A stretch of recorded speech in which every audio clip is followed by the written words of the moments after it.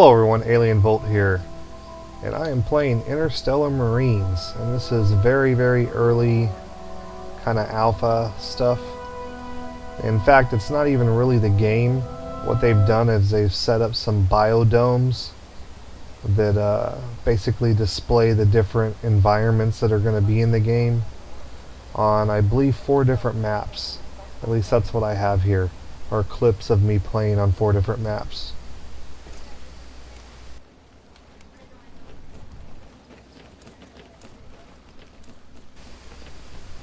So I'm pretty impressed with this company because this is a crowd-funded project. So basically they're giving us, the investors, back something that we can play while they're designing and working on the game.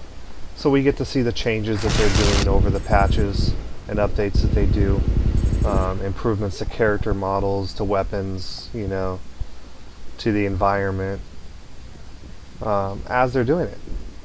You know, we don't get to see the whole game or, you know, the actual game levels, but it does give us a taste of what they're doing and what to expect when the game is actually released, which is pretty cool.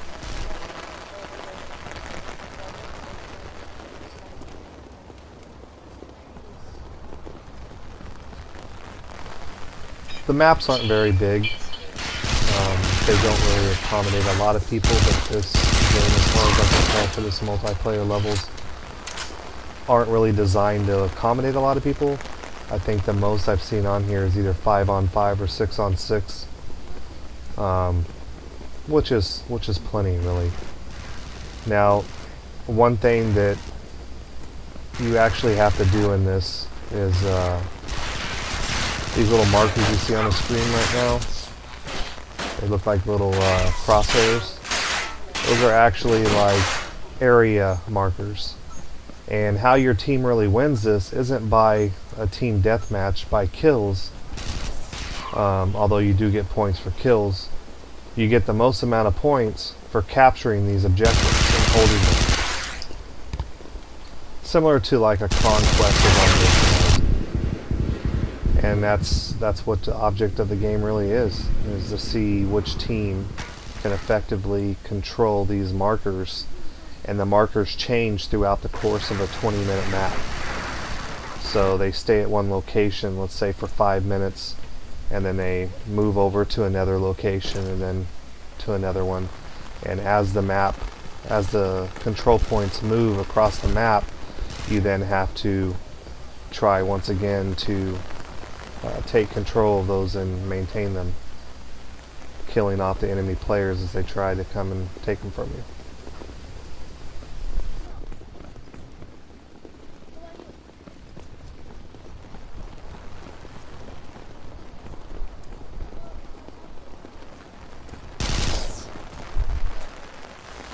You know, what's funny is when you first buy this game, or when you start looking at it to contribute to this project, you know, they warn you.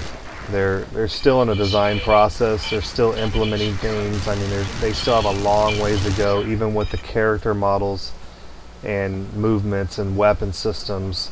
I mean, right now, this is the only weapon you really have to choose from. But they will be implementing a lot more weapons along the way. But they warn you that, you know, there's going to be crashes, there's going to be bugs. So I was very skeptical at first when I first purchased it. You know, I didn't even give it to my kids. I just kind of held extra copies in my Steam library for a while until I decided I wanted to try it out, see how they're doing with it. But I was actually really impressed with the graphics. I mean, the graphics don't look bad. I've played AAA titles, you know, that have been released with graphics that look this decent. You know, they look this good. And at this stage right now, I'm like a pre-alpha.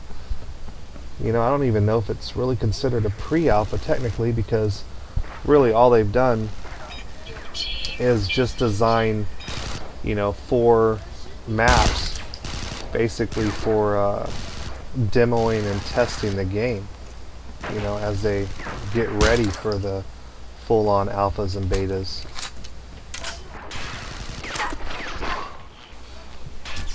Now, I've mentioned multiplayer, but I guess I really didn't fully mention this is going to be a single player experience as well as multiplayer, so they're actually developing both.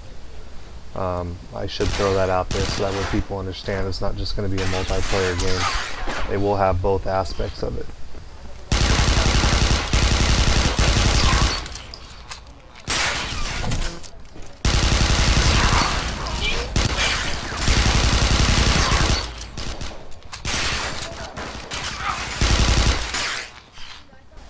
One thing I should point out is that sometimes it seems like the hit markers are dead on, and like this time right here, you know, my crosshairs were right on this guy. I don't even think I touched him.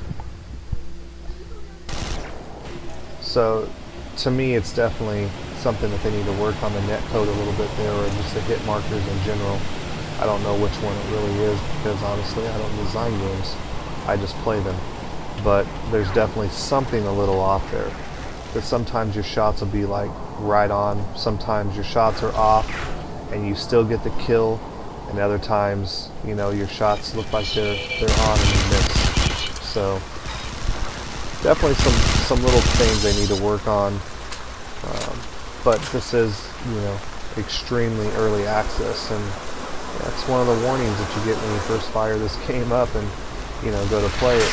They tell you it's extremely early access.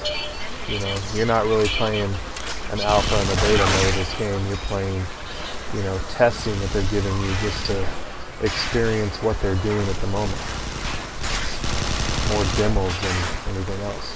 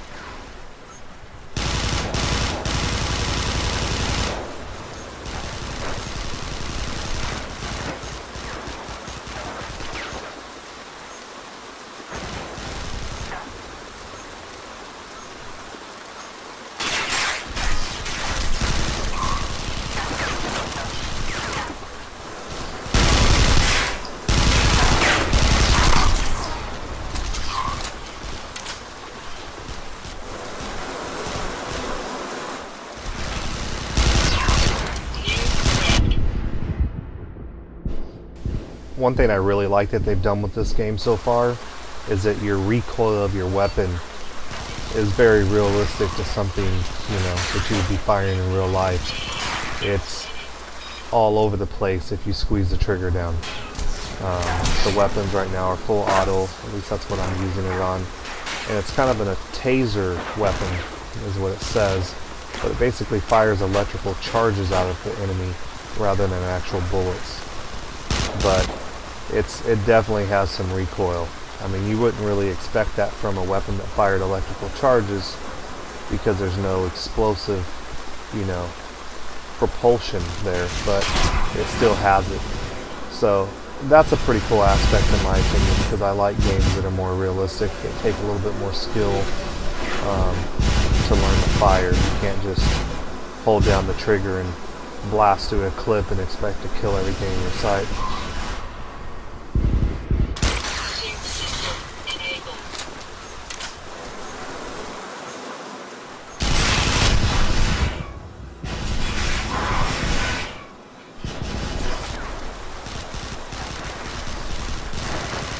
You can see the sprinkler systems above going off right now.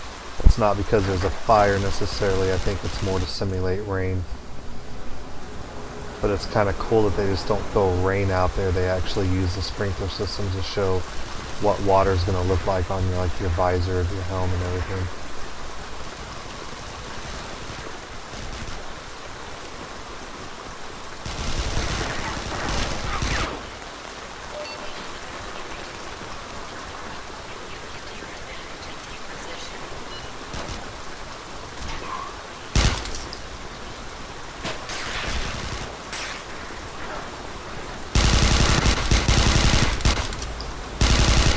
Now when you come into this game, another thing to be aware of are there are people that play this game daily.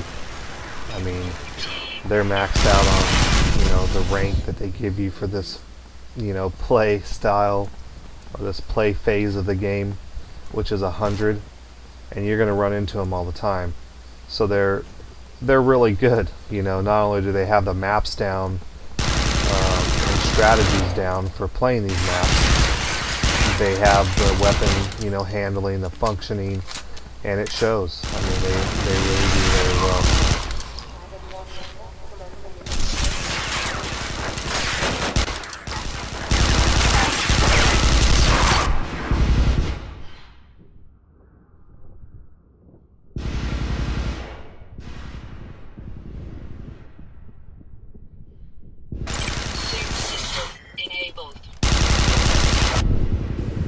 So that was horrible. I should have had that guy. And I know I had to have hit him.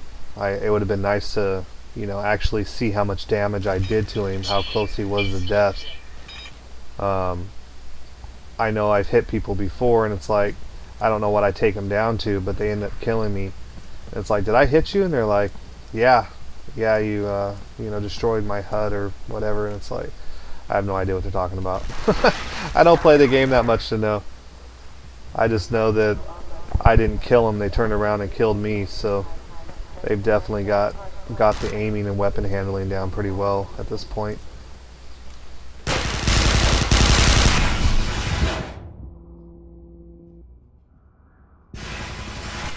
You can actually see right now the biodome, is turning. So it says it's initiating the next stage of the phase, but basically it's changing like the weather conditions in the environment in the game, and every map pretty much does that to some extent. See now outside it's darker and foggy compared to earlier. It was nice and sunny. Let's see if I can get this other guy here. Someone else got him. So not only are there the environmental conditions that change like this on some of the maps, but a lot of the maps, or rather than two of them at least, have levels that change. So the structures raise and lower, providing new passages and routes on the map, closing off old ones. So you can run around on the bottom of the floor and end up having to go right back up the way you came because there's no way out. Now you'll notice right now I've lifted up my visor, which if you look at the left hand side of my screen at the top there, it gives you your options. You can turn on a flashlight, you can turn on a laser sight on your weapon, you can raise the HUD like this, and the only problem with raising the HUD is that basically you lose your tactical awareness, I guess, that's provided to you digitally on your helmet, the actual HUD device that's on your visor, and you can't actually see the area where you're supposed to go and assume control, like those little crosshairs that identify your capture points. They're not there right now. So you can see I'm looking around the map. I don't see it. It's because my HUD's up.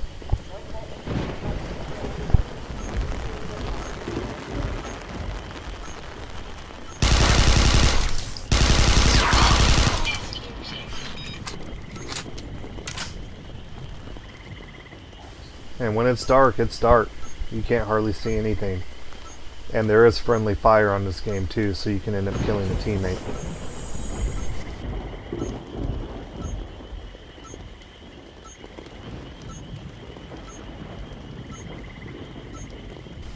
See now with the visor back down, I can now see where I'm supposed to be at, what my objectives are and stuff, which is definitely better.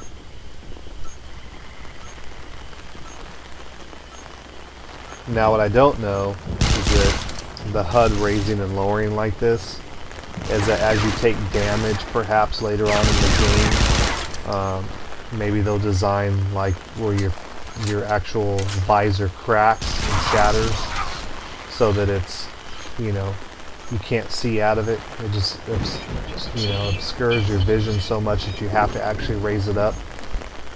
That would be pretty cool. Of course, I have no idea if they're going to do that. I'm just kind of speculating based on, why would they have or provide you the ability to raise the HUD up other than, just a cool kind of little feature. But if it doesn't show or serve any type of tactical advantage or, for doing it, then I couldn't see why you would implement it in the game.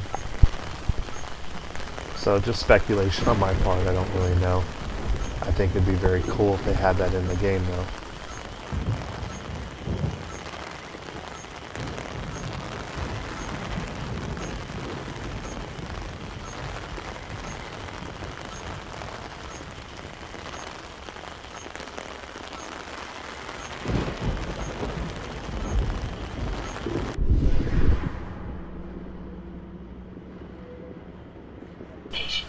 No idea where that shot came from.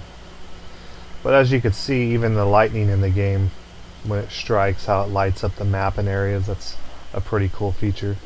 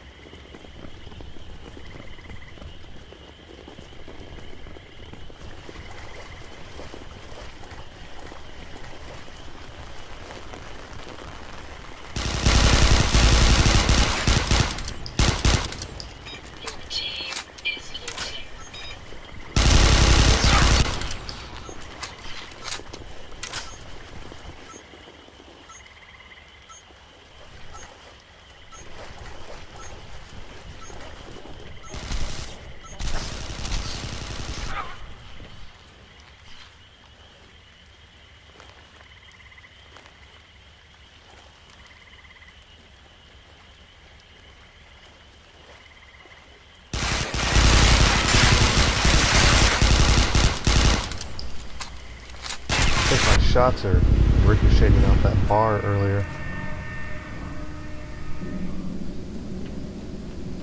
This is the fourth map.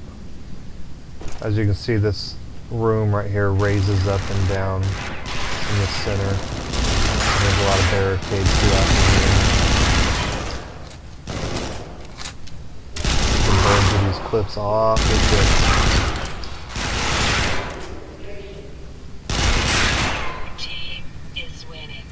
Especially if there's multiple enemies in place. You find yourself in trouble really fast. Hopefully they'll offer like a extended magazine feature on the weapons later on for customization.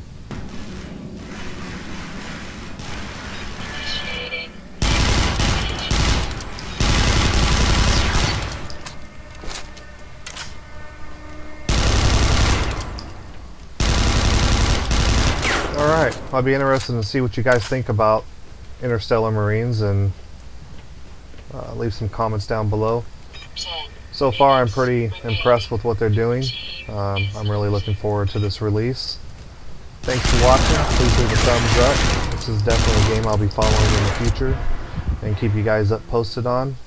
And as always, thanks for watching. See you next time.